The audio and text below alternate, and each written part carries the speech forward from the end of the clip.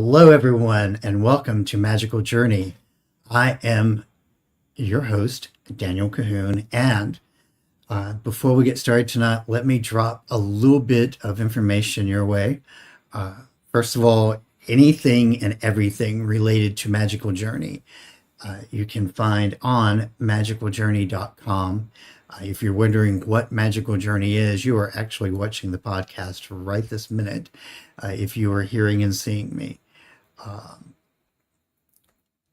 the Facebook group and Facebook pages related to this podcast and a couple of things going on with this podcast. It's Magical Journey on Facebook. The page will pretty much give you updated information on all things coming on the podcast. It is pretty sterile outside of that, but the group will give you a little bit more, and including some photos and other information related to current topics that are happening on the podcast. There's also some really good discussion that goes on there from time to time. It gives you the opportunity to get to know some of the people who support the effort of this podcast. There is also a presence on X and TikTok. TikTok is mostly behind the scenes and a little bit of a journal kind of atmosphere to it, related to the podcast and to just a little bit of background on me in general for you to get an idea of a little bit more about who I am. And definitely more about, like I said, the behind the scenes of the podcast. So those are some really good resources, some good places to go to. Obviously, like, subscribe, do the whole comment and share for this podcast. It helps me to grow, and that makes me a happy person. Now, tonight, I have for you somebody who is the most incredibly unique individual, and is an author, a musician. Just their story is way beyond anything that I've heard yet, and very much an experience. It's a life-altering experience, essentially. So, ladies and gentlemen, without further ado, I'm going to bring to the stage FlooWood, and we are going to discuss his story. Hello. What's up, Daniel? Oh, dude, I'm telling you, tonight, it's good. How are you?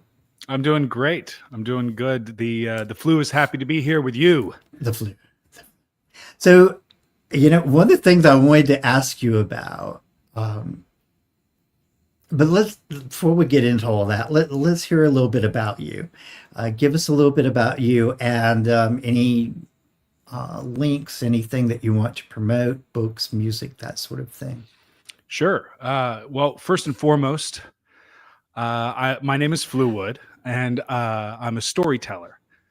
I've been fascinated with, figuring out the right stories to tell to affect and raise human consciousness for over a decade now. I graduated from USC Film School in 2009. My first movie came out on Netflix in 2014. It was a documentary about childhood obesity in America. And I've always been an advocate with an environmental or a big picture issue heart. And so whether it was as a child, I led a campaign to plant 1,000 trees in my home state of Oklahoma by the end of 1998, after being diagnosed with restrictive air disease, in order to clean up and purify the environment. And that campaign ended up being responsible for planting about 280,000 trees across the US, France, and Canada. And then that led me into being a little motivational speaker when I was 10 years old. And even in that capacity, it was all about telling stories that would inspire and awaken people. Well, I turn around and I'm in middle school. And while I'm very comfortable around 40-year-olds, I have the sense of humor of a turtle that constantly recoils into its shell. and I don't really have a strong sense of what it means to have friends. So I really start to focus on that going into high school, and fortunately found my clique. We used to just recreationally make movies on the weekends in Oklahoma. And so I got this crazy idea that I was going to go to film school. And even beyond the after making 2 films, I really found my home in making music, because making a movie is quite an elaborate process. There's a lot of things that go Mhm. down if you're making a documentary. I later went on to make a horror film that revolved around monsters, which is a great thrill ride on Amazon, called The Monster Project, that you can find. But what I ultimately found was that making music allowed me to explore, first of all, a part of me that was like an uncharted territory within myself, because I I always knew myself as an author or a creative force, but being somebody that was actually a singer was like not how I self-defined. I had some maybe limiting beliefs there that got totally eradicated while I was exploring this, and that really is what FlooWood ultimately means, and where the name comes from. It's my I equate fool with flu, and the wood is like my own inner nature. So how long does one have to wander the darkness of the woods before they've grown Mm. comfortable with their own wild in order to leave the woods and go be productive in society?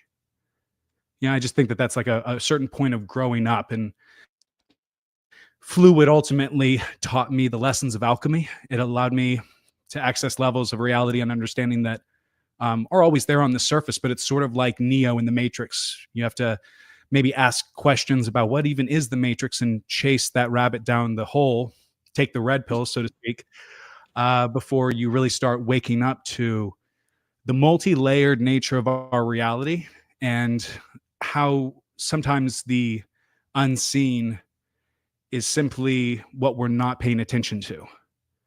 It's more like it's a translucent or opaque layer onto society. And a lot of this awakening ultimately came to me through my marriage, and my spiritual partner, my twin flame in this life. And I would have never met her had I not decided to pursue making music as FlooWood. So Oh, that's my wow. in a little nutshell. Wow. Yeah, and thank you for you actually answered one of my questions as far as like Where did the name come from?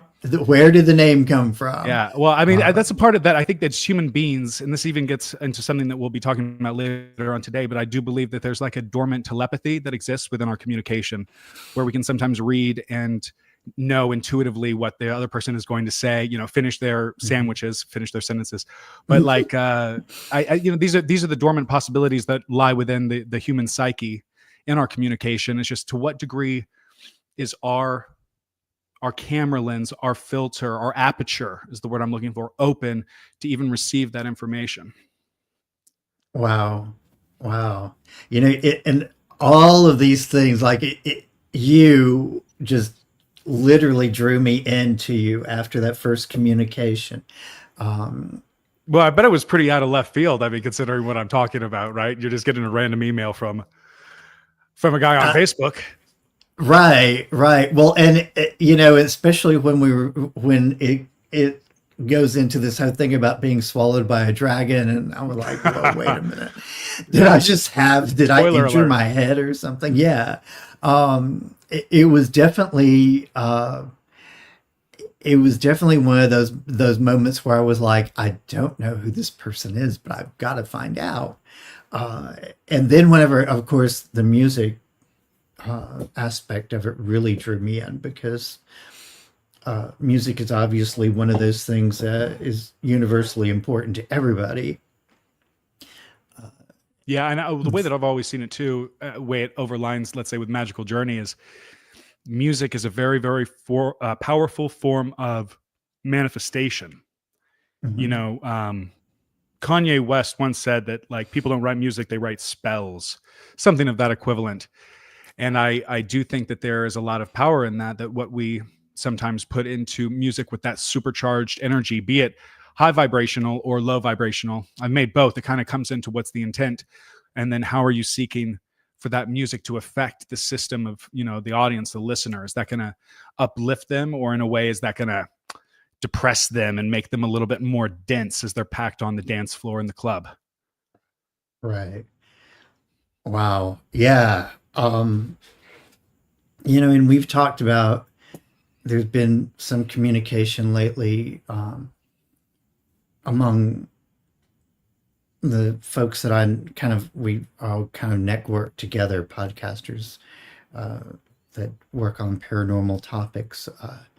We've been having this conversation lately about music and music's influence on people, and how certain frequencies of music are kind of geared to, and I use the word manipulate, and because it's the only word I really can kind of wrap my head around this moment. Manipulate people into type of mood, thought process, action. I think one of the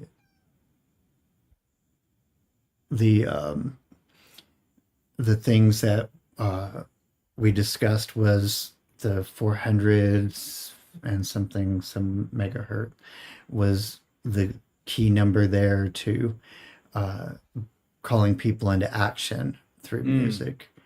Yeah, well, it gets into these frequencies of vibration and how they literally carry out an emotion or stimulate or trigger a part of the human nervous system is fascinating.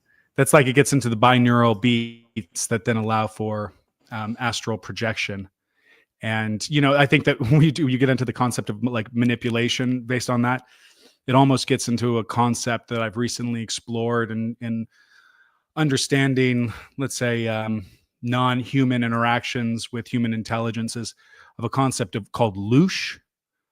Loosh being the high emotionality of that human beings emit when we're in that conditioning of getting low vibrational music, or if we're locked in tremendous battle and there's tremendous suffering, that outpouring of emotion is also equivalent to loosh, that can be, in a sense, consumed, not in a third dimensional sense of like gobbled up eating as we think of it, but something that's more like an energetic transfer, which is, that boggles my mind.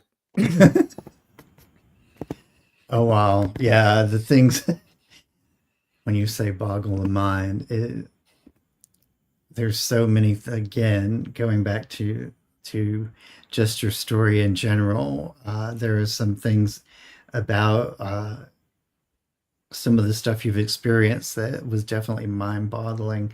It's so funny to, like, even what we were discussing earlier about the representation of color and so forth, and its importance in some of your daily communication and so forth, is all these concepts are, for lack of a better word, almost alien to some people, and yet they're quite fascinating and quite advanced to a degree. Yeah, this makes me think, even when we're talking about in the sense of a shamanic ceremony, that ceremony revolves around music. The shaman is consistently singing Icaros, and those Icaros are the songs of the plants, which then ultimately guide the individual who's having the transcendental or psychedelic experience throughout their journey. Without those Icaros, it's almost like being anesthetized for surgery, but no operation occurs. And it's a numbing and disorienting process. I've had the misfortune of trying to engage in a ceremony without there being songs or singing attached to it as a form of guidance, and it was utter chaos, total hell. Wow. But when you are able to bring in music at a certain point, you bring in the order of frequencies. This is kind of gets into psionics, I believe it's called, but I'm the cymatics. Cymatics is what it's called, which is how matter will actually form into sacred geometry or geometrical patterns with different vibrations and frequencies, let's say on a speaker, and then how is that from concepts like the Emoto studies, which is we play angry heavy metal music to water versus singing it prayerful worship music, and see how the structures of the molecules form differently. It's important to note that the Emoto study hasn't necessarily been replicated that way, but I think that there's an overarching common principle that kind of unites, and a pattern that we can see throughout all of these things, that sound and frequency vibration affect the literal matter that composes our reality. And we know that on a fundamental level, given if we know quantum physics, that it's like this even this microphone here, it's not a solid matter, it's a bunch of particles condensed to give the form of it to my perception. But yeah, it kind of gets me into the place where, well, sound really here is the fundamental building block of our reality. Right. So then how does the sound, maybe music, become another gateway through it or to it? It's like when you get those goosebumps during even worship music, or you're in a tribal drum circle, you access the same thing. There's something very holy about this God-given instrument that we have. It is this, the science of the spoken word, the science of music, and the frequencies of all of that, the raising of energy levels to higher vibration and so forth. All of that is, first of all, to me, a very incredible thing. We learn right in the very beginning that existence itself was spoken into existence.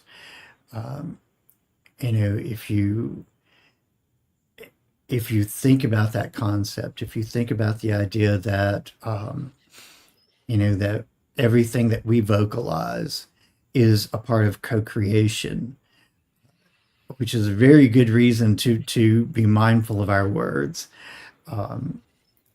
It brings to light a lot, I feel, of the power of being, first of all, being human, and this power of being human and possessing speech. Words, people will say, things like sticks and stones may break my bones, but words will never hurt me, blah, blah, blah, blah. But the fact of the matter is words do carry the power to hurt and heal. Sound, vibration itself, carries the power to hurt and heal. And those are the things that I find so many times that people just, it boggles the mind, and it really, I think we lack sometimes, because of bruised ego or whatever. I feel like we lack the understanding of how great our power is over everything, based on our vocalization, our intonation of words and sounds. It's interesting that you bring up worship in particular,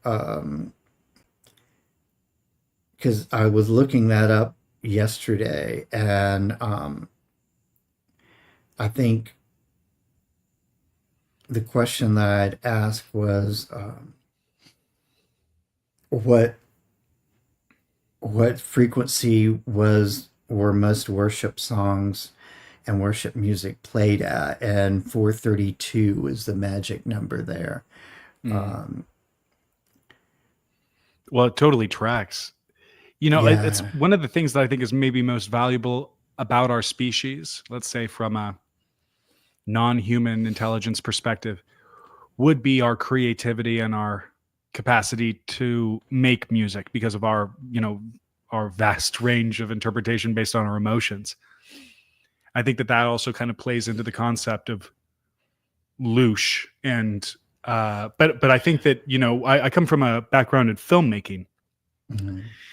And in filmmaking, I once had it really well described to me that music is the air in a scene. It sort of creates and allows that environment to exist.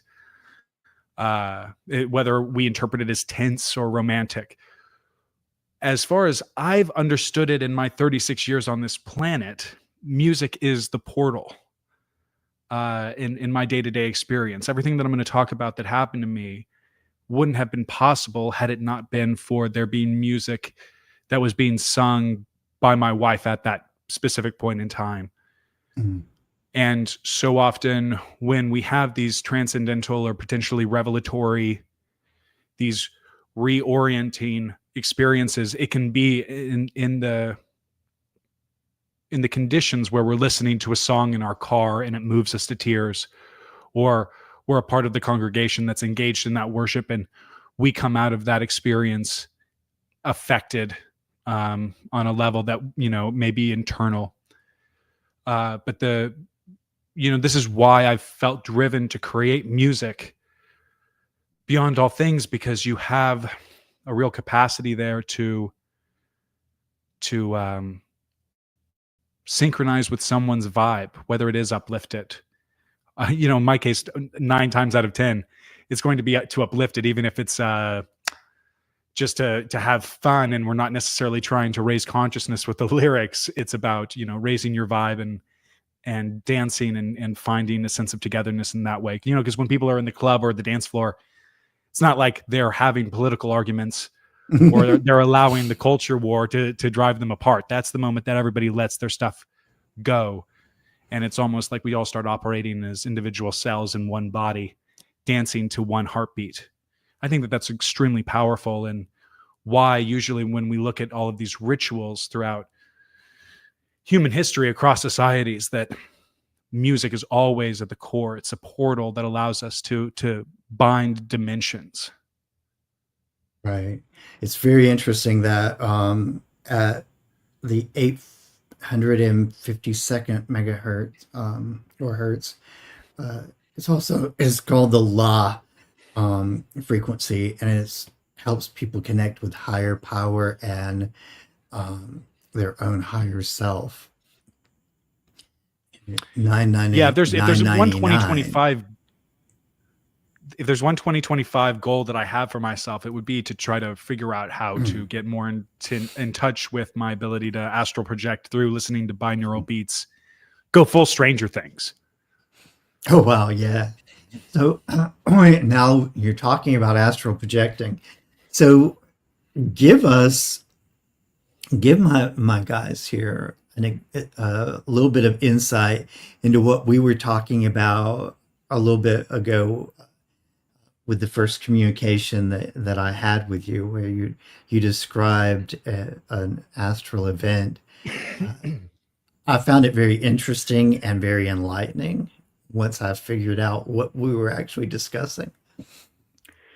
Yeah. Okay. So it's my Doctor Strange moment, as I like to refer to it, because we all know that scene when the Ancient One says, "Now see," and touches his forehead and he blasts off through the cosmos. I said earlier that a lot of the way that I've even known where to look to see through the window into other realms of consciousness and these aspects of spirituality that come with plant medicine is through my relationship, my wife, and her own path and choice to pursue shamanism. And so eventually we found ourselves in Peru, and we are engaging in an ayahuasca ceremony. And this is a specific plant medicine that essentially releases a molecule in the brain that's there when you dream, when you're born, and when you die. It's almost like a tether to what I guess you may be able to call your higher self, Holy Spirit. There's a lot of different potential names for it, but there is something interesting about DNA, as I've been sort of peeling it apart recently and understanding it, that is collective. And it's not necessarily a consciousness and a wisdom that is isolated to humans. There's a DNA that's in animals and a DNA that's in plants, basically all this carbon life on this planet. So when you're engaging with these plants, there is a consciousness in them. There is a wisdom to them. Now, us being able to access and communicate with that intelligence requires a very specific brew that somehow Amazonians were able to figure out. How did they figure it out? Well, they say the plants told them. That'd be their shamans in their tribes. And so what we essentially have is a plant-based consciousness that is trying to reach humanity in order to teach it and help it evolve. And I can only imagine that this force, maybe we could call it positive force, has been working on human history for a very, very, very long time, maybe even before our civilization. And this is sort of a resurgence of it, because I'm sure that, this is maybe not the first time that people in your audience have heard the word ayahuasca, which may just go to show that this is coming out of obscurity. Maybe it is. And in that case, hey, I'm a part of this mission. This great remembering that's upon us. And there's a wisdom that can come from engaging with this DNA or this collective consciousness of plant life, because first of all, it's very strange that it appears to be archetypal.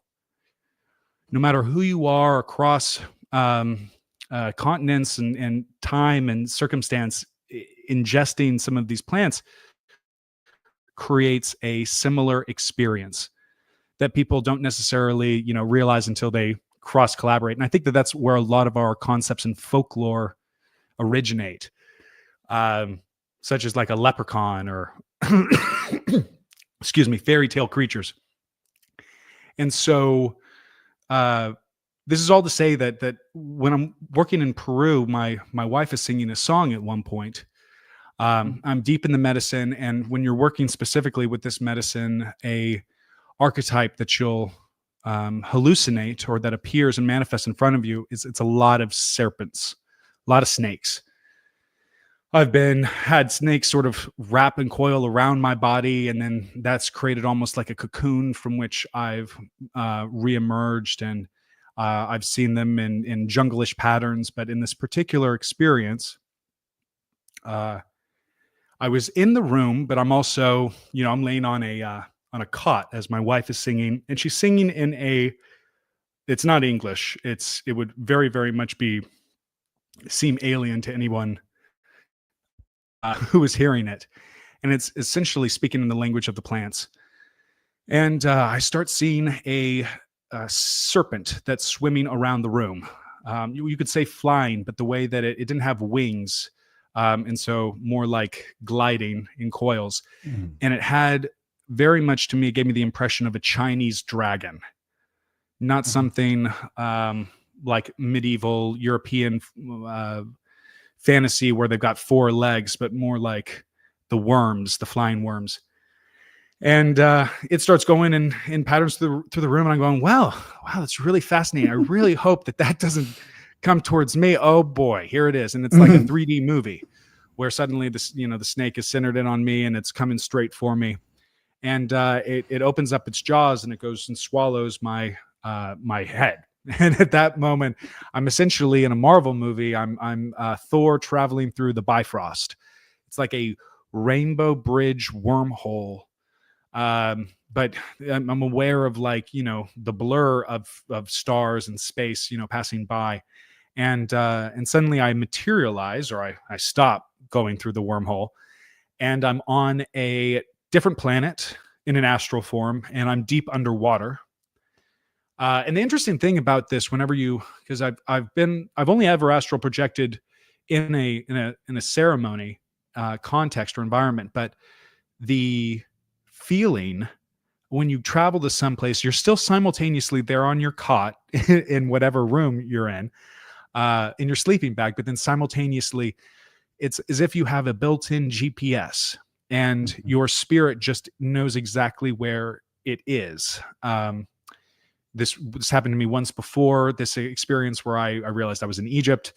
And then this time I was very, very aware that I was specifically on the planet Sirius B, or a large water-based planet that is in that star system. And I was quite miraculous, almost like being on an underwater submarine ride. And I remember looking up at the ocean above me, and there being large whale-sized snakes. And there was a lot of the times that we have concepts and talks about the snake, as especially in Western society, it's always associated with some satanic imagery or associations. I think largely because of Eden. But I think that specifically there's a relationship between serpent life on Sirius B and serpent life as it really took over on our planet post the comet that wiped out the dinosaurs. In that environment, it's really when the snake population on Earth took hold. And part of what I was shown and the medicine in this particular journey was that there was a period on the planet where it really did belong to snakes. And anyway, this may interplay with why specifically whenever we're working with these higher level consciousness altering substances, these plants in ceremony, we have an archetypal vision of a snake. And it really does bring back to mind the concept of Eve being encountered by the snake in the Garden of Eden, eating from the tree of knowledge. And so, but I was underwater and I see these giant snakes that are almost moving like eels in the water, and they're singing beautiful music that's traveling through the water. And there's a lot of different interesting vegetation that's all around, sort of orangish looking and fern-like. And then all of a sudden there's a mer person that swims up to me and it's like a humanoid fish, maybe the best way to describe it. Doesn't look like a mermaid as we would as Disney would have us believe, but it definitely had the definitive no tail, but a flipper end, and two arms, very at least largely defined arms. There may have been some smaller appendages below those. And then a face that was all kind of basically like a Picasso painting. My astral self could barely register what was going on, but it kind of comes up to me almost dolphin-like. It's like, okay, okay. And I'm like, okay, cool. Hey, nice to meet you. And there's a bunch of really amazing sort of spiritual things that would happen during these experiences that are in time with the songs, but it's almost like a spirit coming to you and pressing its hand against your head. And that unleashes another level of seeing or going deeper. But at this particular point, once I had this little interaction with the aquatic humanoid, I of course I don't know what to call these things. I just saw a merman.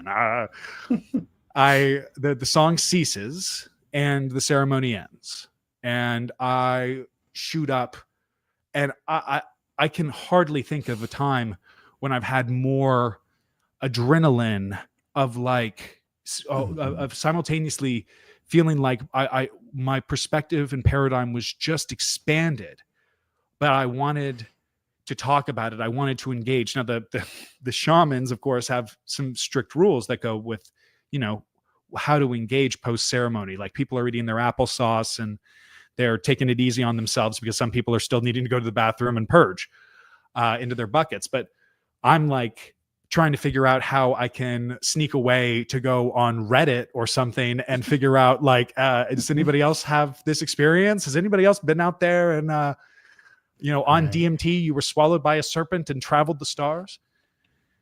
I would invite people that are listening to this podcast to literally go out and do what I did and Google that on the internet, because you will find that this is once again one of these archetypal experiences that we're talking about. Mm-hmm. And specifically, as I came to later understand, dragons serve as interdimensional portals. Mm-hmm. How one comes to be in a state of consciousness where they can observe and interact or quote unquote ride a dragon, as I've done, I don't know how to guarantee that unless you're on on plant medicine in a ceremony that is being conducted by a shaman who really knows what they're doing. Mm-hmm. Go to Peru is basically what I'm trying to tell you in that case. but it was enlightening because I started thinking after this, like, gosh, DMT and plants that are heavy in it have been around and accessible to different cultures. They're not all necessarily ayahuasca, but Blue Lotus in Egypt. I'm sure that Asia and China has their own version, which then leads to the dragon is I perceived it being a large part of their depicted cultural folklore of being something that people provide in order to get access to higher realms or planes of consciousness and understanding. So, in addition, that my experience led me into some interesting research about the Sirius B, because I really didn't know that much about the planet prior to this experience. Other than there was a close relationship between the Egyptians, and they had a high degree of reverence towards Sirius B, and things that were constructed were done so in a way that paid reverence to alignments with that constellation. Later on, I went to find out that beyond the Egyptians, there was a African tribe that claimed to be contacted by aliens from Sirius B. Well, very interesting. This tribe's they're known as the Dogon, and they have a cave that that is very, very sacred to them. And they have an elected member of the tribe who spends his entire life guarding this cave. When he passes, they elect a new representative who then goes and stands guard outside of it. And inside the cave are these etchings and reliefs that detail star charts of Sirius B, the fact that it is a very dense white dwarf star that this planet revolves around, and the orbits and dynamics of its trajectory. And when people eventually found the Dogon, and they were very confused how they had access to all of this information, given that they didn't have a telescope. And they said, well, how do you know all of this? And the Dogon replied, well, our visitors from Sirius B told us.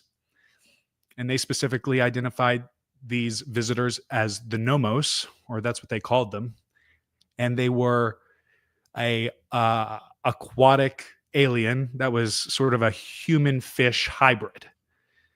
That once again relayed some of this information to the Dogon, and that's what the Dogon say how they got the data. But imagine my surprise when I'm reading this story and I'm going, okay, well, yeah, I guess it tracks. I met a Nomos, last night, and so that's sort of the beginning of a very revealing experience that I started. Man, it made me question so many things that I understand about reality.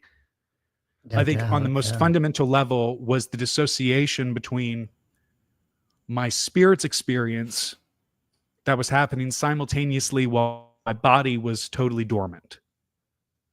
And then reconciling with what are the implications of that if we are dealing with non-human. I think it's like huge, but we don't necessarily think about it.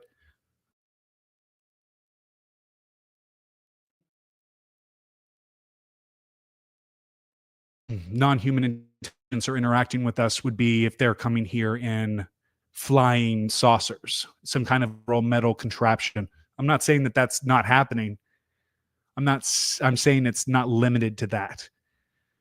And there may be some kind of this may provide reasoning to why individuals, whether they're shamans or holy leaders in various cultures, engage with psychedelics in order to communicate. Oop. I don't know why we're losing signal tonight. That's kind of interesting.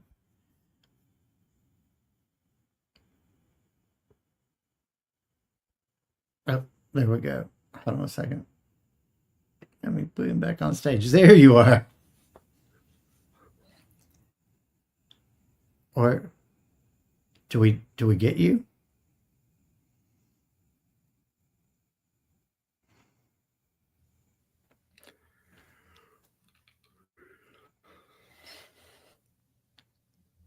I think you're back. Maybe.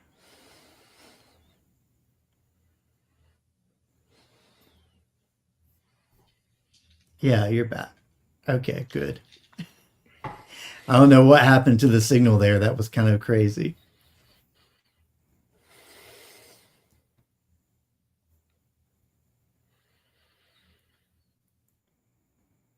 Oh, and there we go again.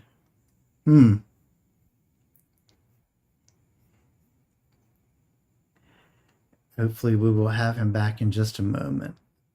Like I said, I'm not sure what's happening with the signal. Oh,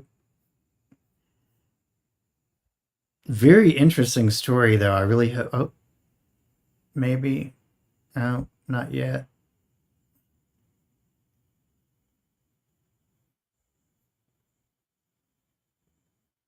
Very, yeah, like I said, I'm not sure exactly what's happening with our signal here right now. But, yeah, I'm actually enjoying learning to, let's see if we can, I'm not, again, yeah, we're not.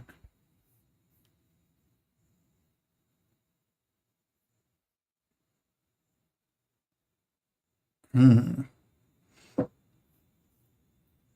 That is very interesting. I have not had this experience happen before like this.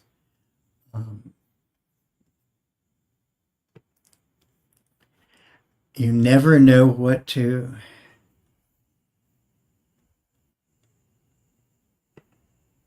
Okay, here we go, maybe. I'm back. There we are. Yay! Yay! This is like one of those, maybe I was saying I was being too real, or where you have a question is technical difficulties, the resetting or the glitch in the system. Right, right. No, I wouldn't be that hubristic or that full of myself and deluded. But it's just to say that I think what I was trying to get at is that it started to make me question, what is reality if I experienced so much on a spiritual level, separate from just my body self, where I would say, reality only exists from an extension of my mind's perception. This was something that was so far disconnected from anything that I've ever experienced. So anyway, it was a fascinating thing that made me question, well, to what degree does non-human intelligence interact, communicate, and maybe, dare I even say, motivate, compel human action in a way that's imperceivable to us because it's not in a dimension that we're currently perceiving or interacting with. So we have a very interesting question here. How long does an ayahuasca trip last? Okay. Well, that really varies from case to case, but generally I would say anywhere from, depends also how many times you drink, but 4 to 8 hours. Sorry. Wow. Yeah, 4 to 8 hours. That's a while. Now, That's a long while. Not all of that will be at the same level of intensity, potentially. But I think sometimes the understandings, they come in waves. Right, right. And then sometimes, the intention is very different. Sometimes they can really be an experience where you don't have any visions. The medicine is just working on clearing you out. Oops. Speaking of difficulties, very interesting experiences going on tonight in the.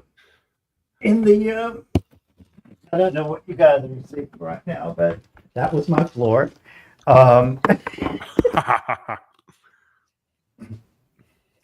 It's a very interesting night here in the studio. Literally, that came from out of nowhere. And it's very interesting that this conversation started out with talking about frequencies and so forth. So with all that, checking to make sure we got stability in here now. Can we get stability in here? Yeah. Is there stability in the house somewhere? Yes. Stability. It's time for you to clock in. Oh my God! Right. Does everyone that participate definitely go through a purge? That's a very interesting question in itself. Does anyone? This is interesting. It depends on what you're purging. I've been in a situation before. I was trying to overcome an addiction, and that was specifically my intention going into the ceremony. And so I had drank what's called a dieta before, but this was specifically a purga dieta. So it was intent on making me purge the addiction. And it is without a doubt the hardest thing that I've ever done in my life. I'm sure if I had given birth, then it would be right below that. But this was basically a sequence where I'd have to drink, and then I'd immediately be throwing up, and then I need to drink more, and then and you're just doing that until, I guess, you think, no, I can never do this again, so I'm never going to go back to my vice. But what ended up happening was, because I had purged so much through that, I was about to go into a ceremony. This is actually what they call a process. It's a series of ceremonies over the course of a week. And so I was going, oh my gosh, I've purged my heart out. I don't want to purge anymore. And they call it the madre. It's the spirit of ayahuasca. The mother was very, very gentle and nurturing to me in that state. So it's not always something, sometimes people want to make it like, oh, I'm going into a ceremony and I've been so bad, and Krampus isn't going to be very nice to me because I've been on the naughty list. The mother specifically is so gentle with you. And so I actually didn't end up purging that entire week because it wasn't the point. This experience happened within the one that I just related happened within that process frame. And so it's even just to say that you don't always have to pay excessively, and then sometimes once your body has been cleansed and you've cleared out a lot of the stuff that maybe RFK Jr. is saying doesn't need to be in our systems, once you've cleared out all of that gunk and that toxins through potentially a ceremony or two, well, then that allows the medicine to actually get to work on you in a completely different way. So no experience is ever alike, but you can guarantee that they will be purifying, potentially perspective expanding. But it's by no means a short. Whenever an individual, I've never done this particularly myself, but an individual smokes DMT, for instance, like Joe Rogan's talked about, you blast off for about a 5-minute period and you're like incapacitated, but then you're back in your body and you're going, whoa. An actual ceremony where you're working with the shaman and drinking ayahuasca multiple times it's a much more drawn out process. And sometimes the stomach doesn't actually settle until the next day. Wow. It's an uncomfortable process, but I guess that, what about growth is comfortable? Right. Exactly. Denise asked if you had somebody with you. During this. Yeah. Oh yeah. Well, because you have to keep in mind, like the ceremonies are always happening with a shaman. Now at this point, my wife was apprenticing as a shaman. And so she's essentially working in South America or Central America under shamans who have been doing this for decades, learning specifically how to sing and channel songs. For me, being what I would say maybe a man of science, I've definitely been into the concepts of understanding spiritual alchemy. Now you're going to get me to the point where you're telling me that we're literally going to turn this iron into gold. Metaphorically, I can follow you. You want to take that into that level. We're getting so magical that maybe, unless you're really going to do it in front of me, I begin to maybe be a doubting Thomas. And I learned the hard way that there's sometimes inexplicable magic. And I learned this mostly through love. For instance, my wife and I, she's been working as an apprentice for many years. And the whole point of working as a shamanic apprentice assistant is to be there for people when they're going through ceremonies and processes, and they're going through a tide of emotions or feeling unwell, that there is someone to tend to them and take care of them. But she is learning different disciplines or different songs that require different techniques to learn them. One of them involved learning from bees. And so she's doing specific things with having a diet and having to do with honey and different plants that are connected to the bee spirits. Well, okay, that's all good and dandy. I don't really understand it, but one day we're in the hot tub and I'm kind of poo-pooing her medicine and I'm saying, okay, well, what's the difference between like a placebo effect and magic, right? Because if the person that you've done the magic for believes that you've done the magic for them, well, then what does it matter whether it was magical or not? You created a story and a narrative that allowed for the healing. I can buy into that. And right when that happened, or I said that, a yellow jacket landed on my lip and stung me in the lip. And so my lip swells up and I'm like it's an electric shock to the face. I'm in all this pain. And my wife sets her drink aside, and then she leans over and she starts going.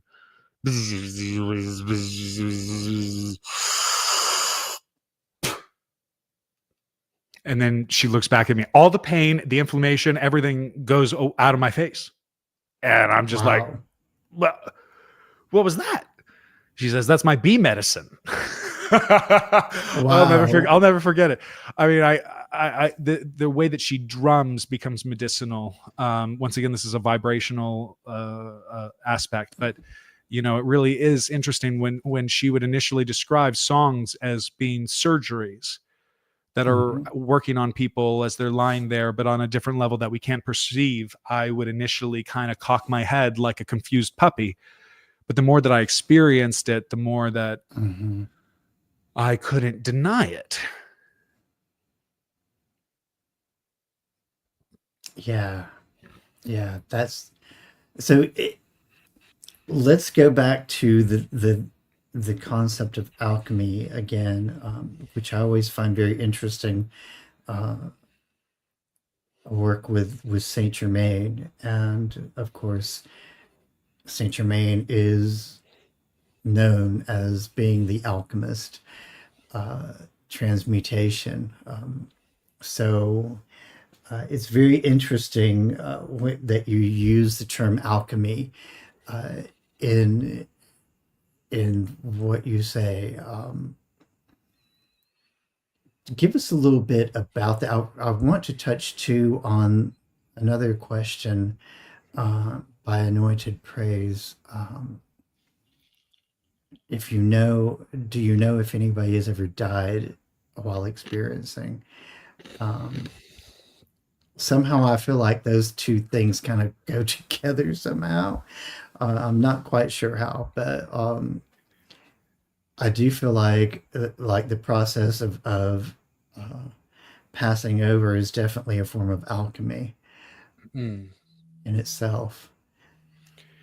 Yeah, I guess it kind of goes into how you perceive death, whether death is the final destination or once again, as we said earlier, a portal into another realm of living.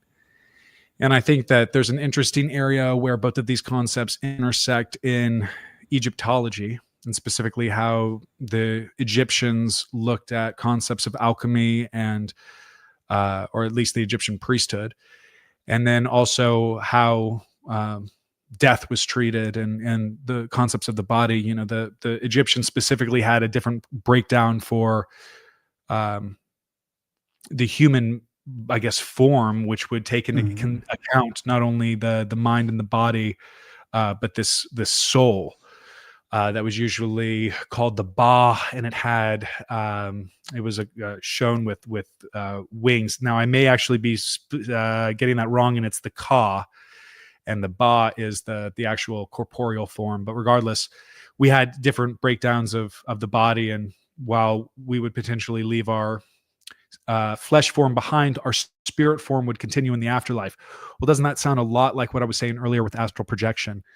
And once again, we're talking about DMT being in the system, which is the chemical that's there when we're born and when we die. And it could very well be, you know, that's a tether that continues to be there after we surrender the mortal flesh. There's so many different things that you could go with that, but I think that here, this is where it will get into alchemy for me. And we have to jump out of maybe Egyptian spirituality and go a little bit more Eastern towards Hinduism, but the concept of samsara and reincarnation. So the spirit goes through many cycles of death and rebirth, and the goal being over that process of time that it's refining and that it's growing to learn an eventual lesson. Which would be, you know, the point of, I guess you could quote unquote say it's the meaning of life. What's the understanding that our souls are seeking to achieve by coming here and incarnating in this flesh repeatedly? And I think that could honestly be the alchemy of spirit, where through, gosh, I guess you could say countless lifetimes, if it takes that many, the spirit learns through experience and refines itself, grows, to the point where, you know, it needs to enter a new system or a new environment in order to grow and expand further, because it's learned what it can from the duality that's so present here on Earth. Mhm. Alchemy for me personally has been the route through which I took a lot of my personal toxicity and extremes that I think stemmed specifically from rejection.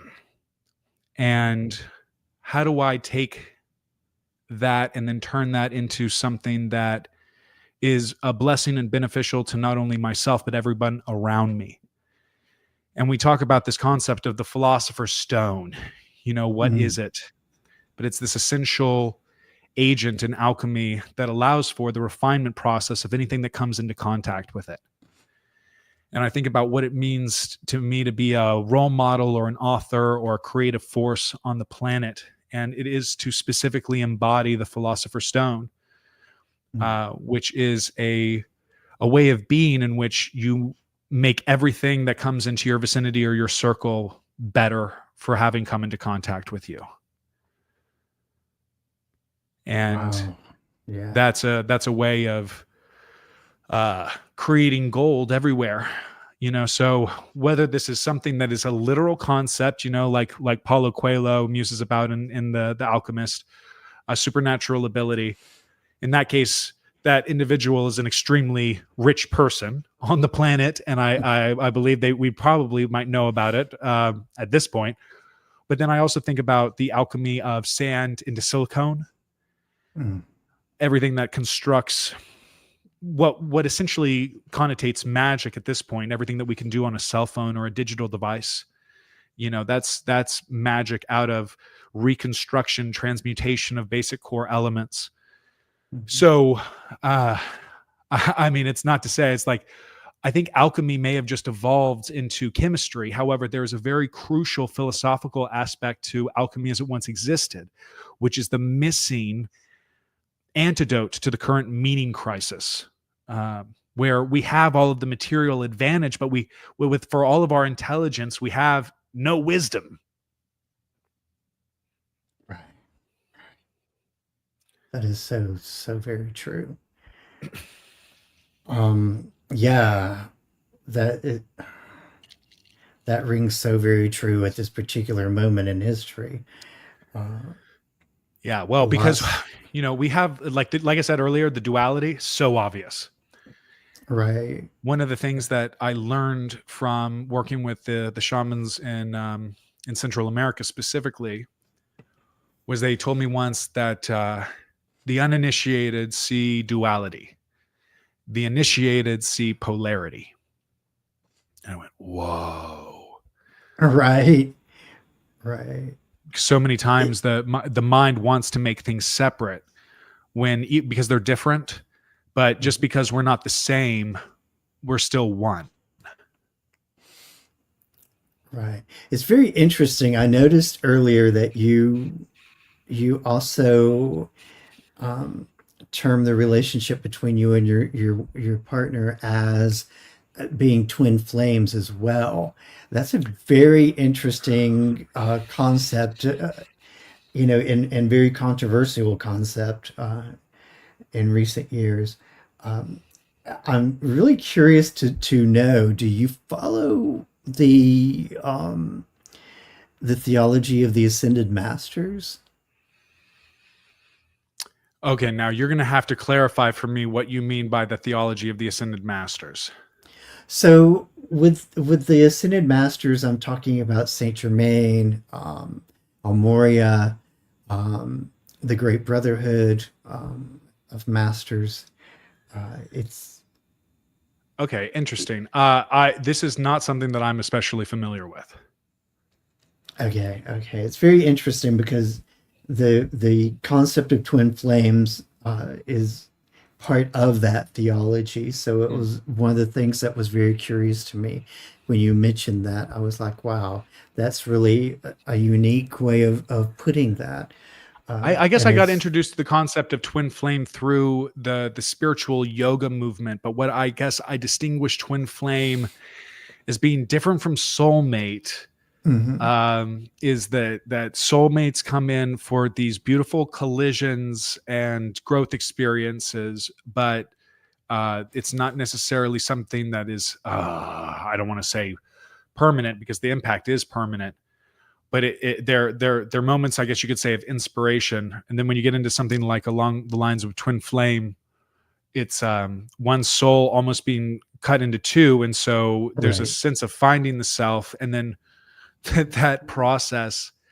Uh, gosh, some relationships could be comfortable, Mhm, and then some relationships are incredibly challenging, and through that challenge consistently there's so much growth that happens.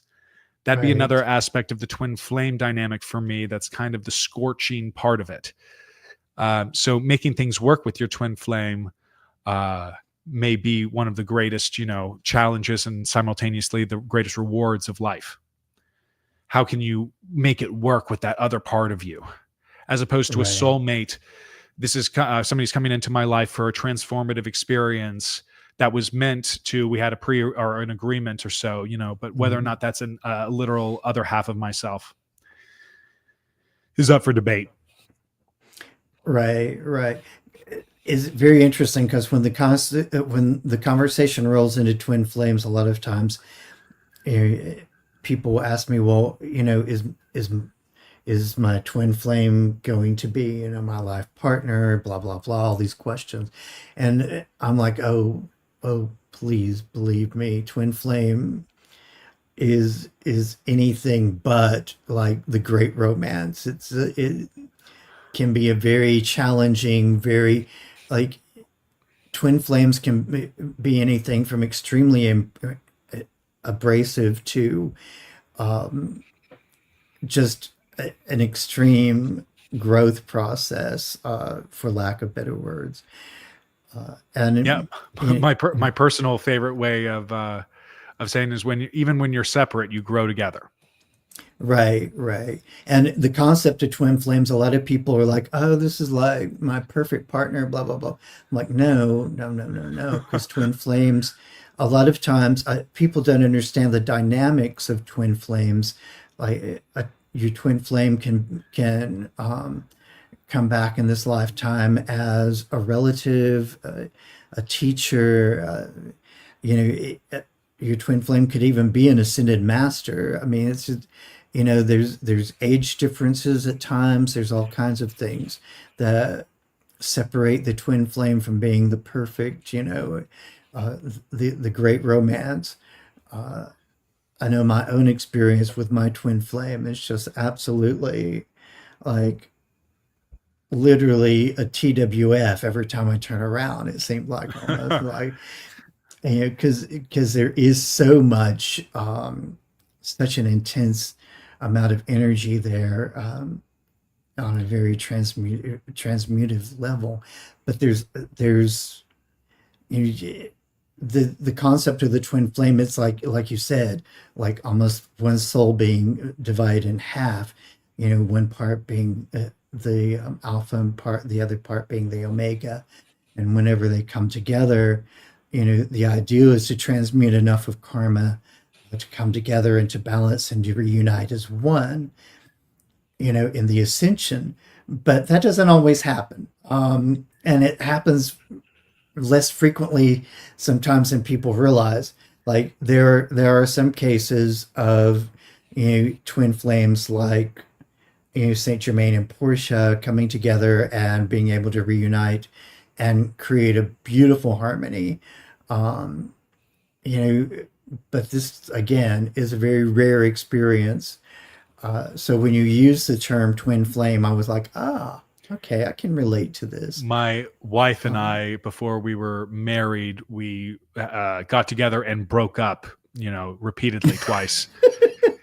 And even still being married, it's a continual process of growth, challenging. One thing that I have to say that is what makes me why I've fallen in love with her so deeply more than anybody else in my life is because she herself is so magical.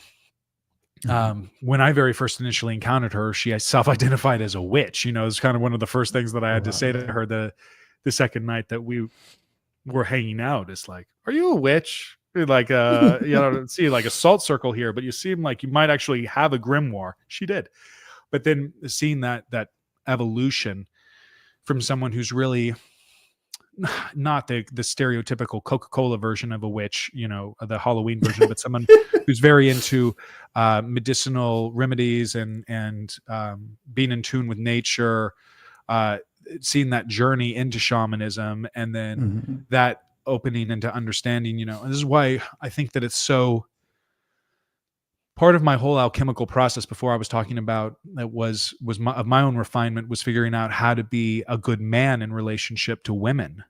So much of my initial music was working through issues of insecurities in within my own ego as what it meant to be a man. Well, then that means I have to check XXX box of expectation. And I think that it's such a healing aspect to go and engage with the divine Earth Mother archetype, where that kind of energy can be transmuted and healed. And so that's, it's my general recommendation. If a man is angry and feels isolated and alone, go to yoga, and you're going to be in an environment where you're suddenly reconnecting with people who are going to, first of all, open up your body, but then also open up your heart, open up your mind, and you can begin that refined process. I think that's what's sort of happening, at least right now. And this gets strengthened by archetypes like the Joker, which get really, really powerful in our society, but that you can develop a very strong argument culturally that's represented and embodied in a story that serves as a justification for, counterculture or hating progress. Specifically, the Joker got adopted by what some would label the incel movement as being a justification for anti-feminism. And then that's a very, very strong, powerful macrobe. I call it a macrobe as opposed to a microbe, which is an invisible particle that influences human patterns of behavior. While we talk about a macrobe like Buddha, well, how does Buddhism influence patterns of behavior and so this concept of people don't have ideas have people. So you get into places where macrobes exist in narratives that organize how people operate, whether they live their life with love or whether they live their life with hate. And so I think that a lot of times what the value of spirituality or mythology, whether it's Roman or Greek gods or the Avengers in a Marvel movie, is figuring out the secrets to sacrifice and oneness of the other, seeing the other as yourself. And so, gosh, I don't know how many different types of wrapping paper, we need to put on for people to get that picture, whether it's the Matrix or Avatar or, Harry Potter. But there's something that I think usually makes a hero exceptional. And Joseph Campbell taps a lot into that. But it also is that sacrifice, that resurrection, that being reborn within the spirit, in order to bring home a cure for your people. Like it's gosh, when we talk about starting off initially from just our own default point of view, in our little hobbit hole, versus how much more we know and have experienced once we go on the adventure and slay our own dragons, bring those riches back to our family. Yeah. Wow. Everything, like this whole experience tonight is exactly like my initial contact with you was just so almost otherworldly, like I said. And then it's very interesting because when I was trying to form the thumbnail for tonight's show, you would send 4 images of yourself. Oh yeah, me throughout the ages, the evolution of the flu. Right, and I literally, I was so just mesmerized by this evolution and trying to figure out how to form this together in a way that I could represent it on the thumbnail. And I finally did the best I could with it, and was just like, but the different evolutions that you've taken on in your journey is very dynamic, and it's very like there's almost this mystical, what's the words I'm looking for here? This almost romantic, mystical um, type of experience going on in It's a your very good way to process and describe your it. evolution. Yeah. And I was just like, I was literally just overwhelmed. I thought, you know what, this is a very it's a very unique and very almost etherical type person that I'm being connected with here. And is it, to me, it was just, it was a moment where I was just like, I thought to myself, this is almost like the zenith of what, of what I've been working toward in doing this podcast, even because there's so many things that all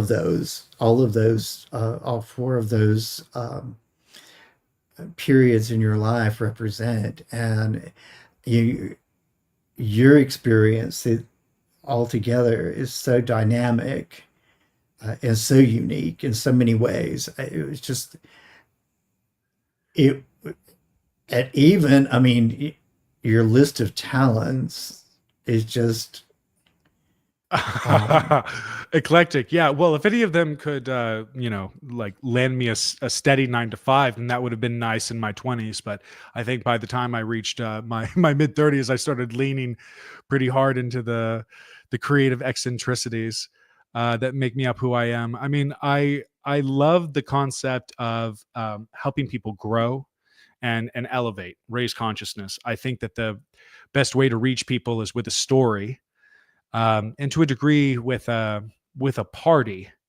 Honestly, it's the best way to get people on the same page. But that I think that goes into the reason to make music. Um,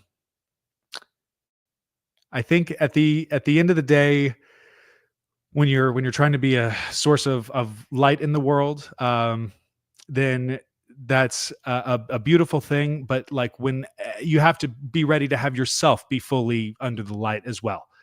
And I think that despite all of my intentions initially with what I wanted to do with music, I was seeking, almost in a sense that you could associate this with like a Luciferian archetype, even though it's the farthest thing from my heart, to be the light. What does that mean for your ego when you're trying to be the light, as opposed to you're being a mirror that reflects the light of God? It's just a distinction that I think was the main.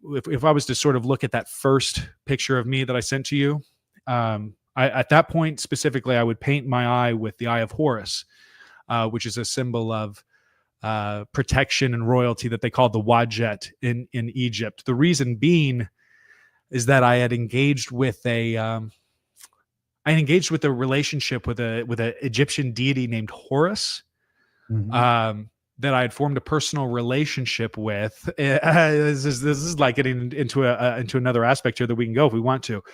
But my idea at that point was very much to be a little rapping Aleister Crowley. Oh, And wow. so I dressed myself as such and was very, very into understanding the power of the occult and dressing myself in certain symbols in order to access that power. When I'm saying all of these things, it's coming from a place where it's not necessarily a pure intention. And I Mhm. think that over time, that intention has gotten refined from seeking self glorification into being happy and grateful to be a vessel for the divine and for the Holy Spirit, as opposed to for the my own ego. And so that kind of coincided with me no longer painting the eye on my face, because in addition to it almost being a gimmick or a crutch and very time intensive to do before I would ever perform, it's a little bit like Dumbo trying to fly only with the feather. It's like, Dumbo, you can fly whether or not your trunk is holding the feather. And so that almost became a liberation. And I think where I'm at right now is living a life with none of the insecurities that initially drove me to create music. Mm.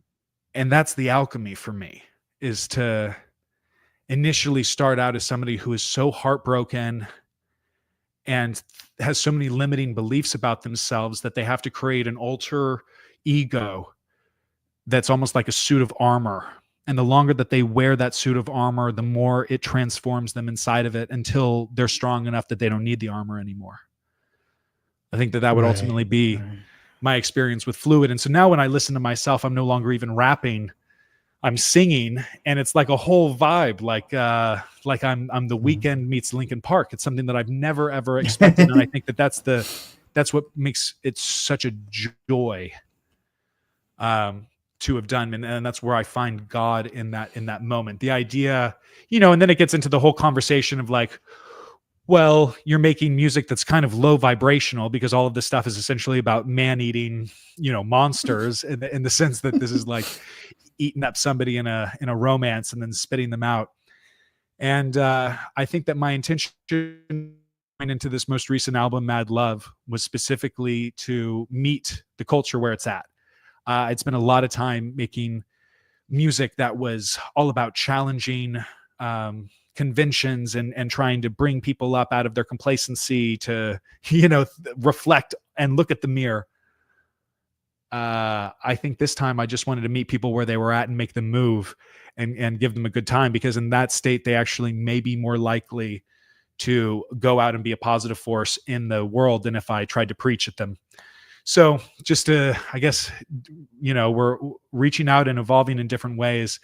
But as this album has allowed me to explore love from a dark, monstrous point of view, I think where I'm being called to now is to explore some concepts of overcoming hate and finding oneness from perspectives of pivotal heroes. So just like I've done songs on this most recent album that are, a Frankenstein's monster love ballad, or a sexy vampire cocaine fueled, fever dream song, a very, very sexy song about the creature from the Black Lagoon taking you deep into the water. These things almost sound funny or like a joke until you actually listen to it, and it's a vibe.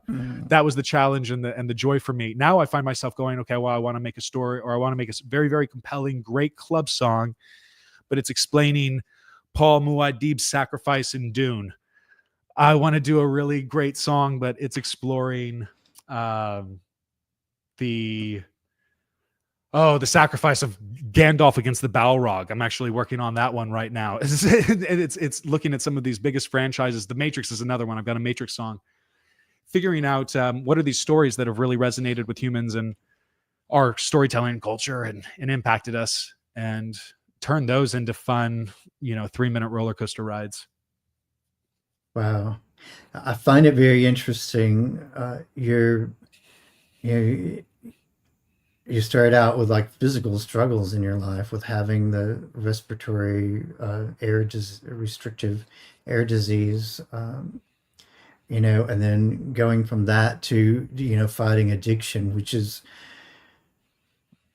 in itself probably one of the most daunting tasks that one can take on. Yeah. It literally just robs the light from your life. Going from that to where you are now is definitely a process of alchemy. I went blind in one eye along the way too. That was really the that was the driving force in my spiritual awakening, was losing my vision in this eye inexplicably. Like literally from essentially it's to say inexplicably, I was engaging with manifestation magic that I wasn't understanding the power of my words. And I was in a very, very intense portal of manifestation energy. I was recording at Capitol Records at the time, but I was working with this music producer who would later be arrested by the FBI for his criminal conduct, right? And he was scamming. He scammed the nation of Bulgaria out of $100,000 for a Syrian refugee concert that he was promising to bring big names to and never delivered. He was producing an album for me where he was promising to bring big names but never delivered. So regardless, I'm in this extreme, tumultuous, litigious battle with him. It's really order versus chaos, pretty aptly. And I'm losing my naivety because I really believe that I had been Charlie with the golden ticket. Here I am recording Capitol Records and all my dreams have come true. Right. Now, I never would have met my wife had it not been for these circumstances, but there's also there's a period where that initial relationship, very, very intense, passionate, powerful, but like really unstable. And I think that we were breaking up for the first time, and I told her we had been together for like maybe 3 months, very, very poignant and but short, powerful. I said, leaving you would be like gouging out my right eye. I'd still see the world, but never in the same way. And about a month later, I inexplicably developed a cataract in this eye, went blind in it. I could, it was just like everything was looking through a foggy window. And I had just gotten my hands on some ritualistic books from the Freemasonry. That's a whole other story for another time. But a lot of that focused specifically in this story about Horus in a battle with the god of chaos, Set, in which Horus lost his right eye, and in that battle, Set, Chaos lost its testicle. And I heard through the grapevine that my music producer that I was in the battle with had just gotten testicular cancer and had his left ball removed. So here I am, blind in my right eye, and knowing that my enemy has just lost his left ball, and I'm like being confronted with this allegory. And I start going, well, what does this all mean? This is around the time that I start painting the eye over my blind eye. And I think in a lot of the ways it's so similar to Odin losing his eye, needed to hang himself upside down in order to see the wisdom. You know, there's a certain point, this even goes into the story of Horus, because Horus loses his eye in the battle with Set. Jordan B. Peterson, a brilliant philosopher, talks about how that's the coming of age of a young man going out into the world and being faced outside of his family unit with the true corruption or the potential malice that's out there, and then in a degree being bested by it, but not totally taken out in a way that you sort of grow and develop from the challenges, and you're more keen and discerning in the future. But that was the beginning of walking with the Horus archetype. I've been in that relationship maybe since I started music, and it is just, I keep thinking that I am graduated out of it, out of the dynamic of the relationship, specifically with that macrobe. And then I keep realizing that I'm actually living and experiencing a different part of the story at different points in my life.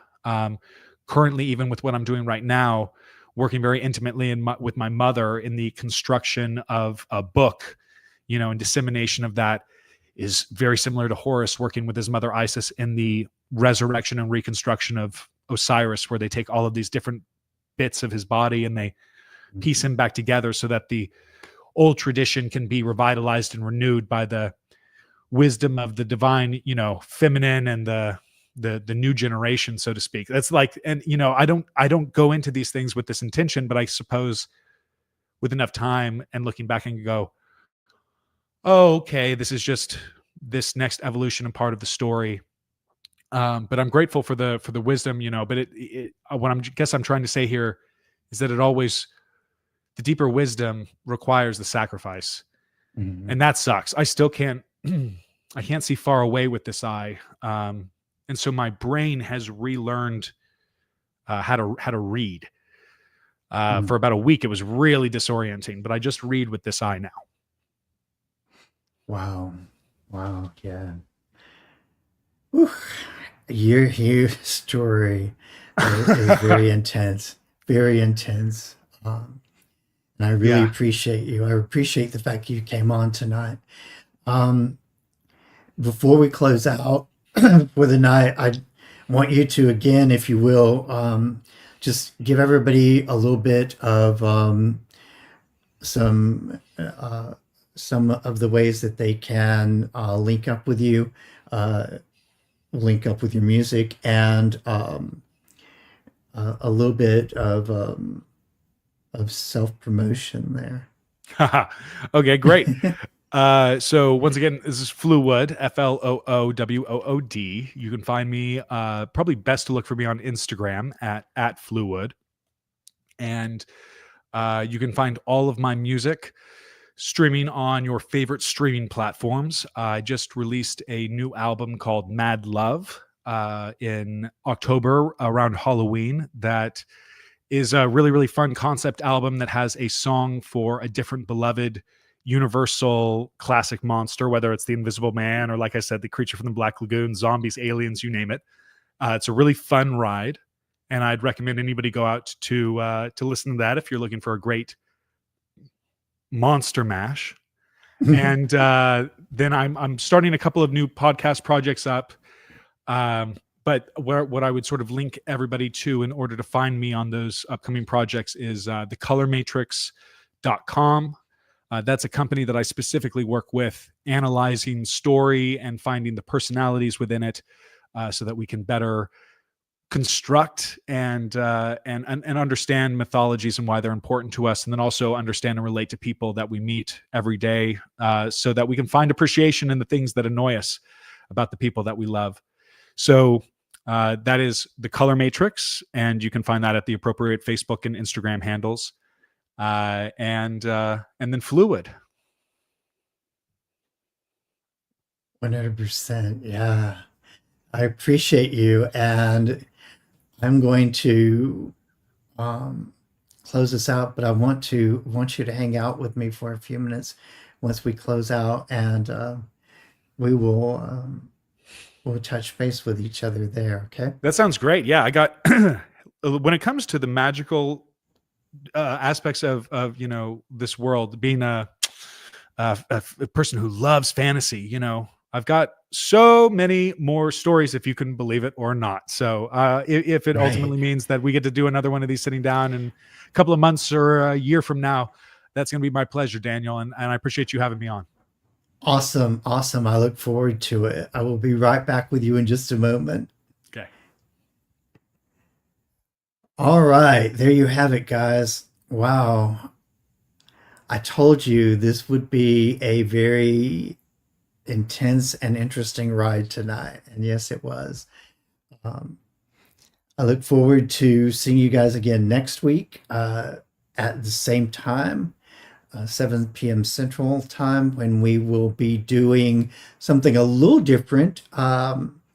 The guests that I had planned for next week will not be joining me, but we will be doing a Forum of the Forbidden on this show next week. So please tune in to that. It should be very interesting. I'm not going to give away the topic, but yeah, come and check that out. And also, don't forget magicaljourney.com is a very good way of getting in contact with me, a very good way of being able to get in contact with my content.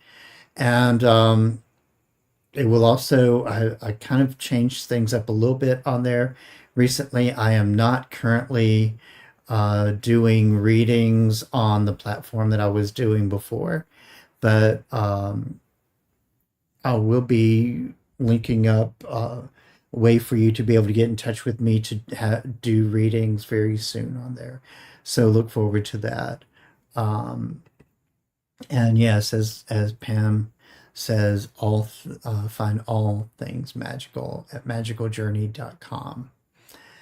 I appreciate you guys. I love you, and may your journey always be magical.